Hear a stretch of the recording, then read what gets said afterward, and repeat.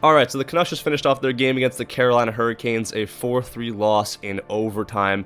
And look, that was a very entertaining game to watch. I thought there was a ton of action. That first period especially, the first 10 minutes of the game, there were 4 goals, power play goals, shorthanded goals, injuries, breakaways, you name it, it was all there.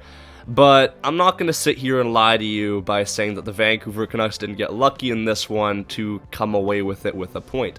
Because although they led in the third period, they were getting dominated territorially.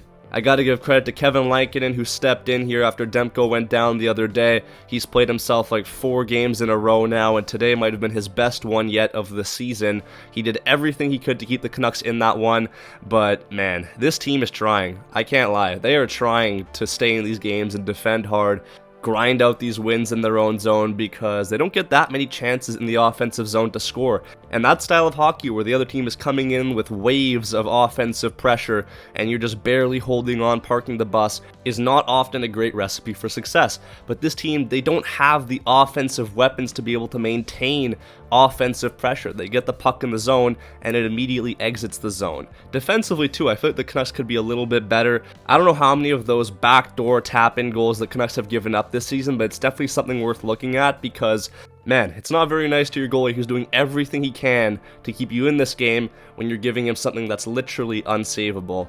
The refs were pretty bad in this game, I'm not going to lie to you. I don't know how the Elias Pettersson one in the first period was even a penalty when that, I guess, quote-unquote cross-check was extremely light. Never gets called, but the only reason why it was called is because Jarvis was kicking and screaming because of something that his own player did to him. The one I have more of a problem though with is the one the last couple minutes where Hronek gets elbowed in the head by Svechnikov and there is no call on the play. Hronek has to leave this one for probably some concussion protocol, and as a result we were without 2 top defensemen heading into overtime. That's just, come on. I saw Evander get can opened a couple of times in this game. It is what it is, I guess, because penalties aside, the Canucks simply weren't the better team tonight. I'm seeing a lot of people rag on Evander Kane for taking the offensive penalty, which, not a very smart play, but it did lead to the Pettersson shorthanded goal, so I guess I'll let him off there.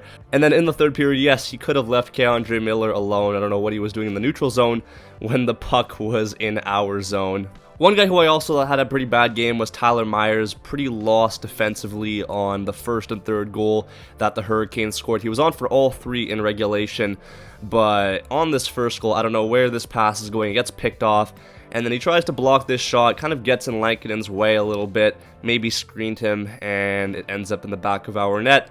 On the third goal, yeah, you had Kane in the neutral zone. I don't know what he was doing. He got off the ice, though, but the puck was still in our zone, so I guess that's kind of both of them here. And then Myers, look, the whole point of sprawling yourself out in this way is to take away the pass, and if you're not doing that, then you're kind of useless on the play. You have 2 players, the goalie and the defenseman, that are playing the shot. The rule is that the goalie always gets the shot, the player takes away the pass, so that they're both doing their job, and Myers couldn't take away the pass. Taylor Hall has an open net, and as a result, the Canucks, who were defending for a better part of that second period and third period, finally let one get by them. I'll shed some light on the Canuck goals today too. Max Sasson actually opened the scoring here. Nice pass from Mackenzie McEachran, who sprung him on a breakaway, and he beats Kochetkov on the 5-hole. Very nice from Max Sasson. I'm a big fan of him and his speed. The Hurricanes did tie it up and get the go-ahead here. The penalty kill continues to struggle, man. Another big weak point of this team. It was one of the best last year. This year it sucks. There used to be a calmness on the PK, but now everyone seems all scrambly, and not even 5 seconds into this one, Svechnikov nets in his second of the period. 2-1. The Canucks do tie it back up, though, at 2 apiece. On this shorthanded chance here, Elias Pettersson with an absolute snipe gets it by, and that's what happens when he shoots. He had a great game on the faceoff dot. Overall, I thought he had a strong game.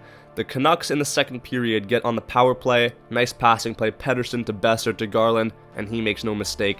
3-2 for the Canucks, and afterwards, it felt like genuine hell watching this team because they were under siege, just defending constantly. They maybe had 1 or 2 chances, and those were just off the rush. You had Linus Karlsson after the Canes tied it up at 3 apiece on a breakaway, basically, and man, it was tough to see this one not go in because the Canucks hadn't generated many chances while the Canes were just piling on the pressure. I was thinking that was probably one of the last chances the Canucks were going to have a grade A scoring opportunity, and it was. Because we go to overtime, and the Canucks basically just hold on to the puck for the entirety of the 4.5 minutes that were played. The Canes picked it up late though and immediately started just bearing down on the chances that they were getting. A couple of really close calls, and then Sebastian Aho, who just seems to be very clutch in overtime, snipes it by Lankinen to give the Canucks an overtime loss.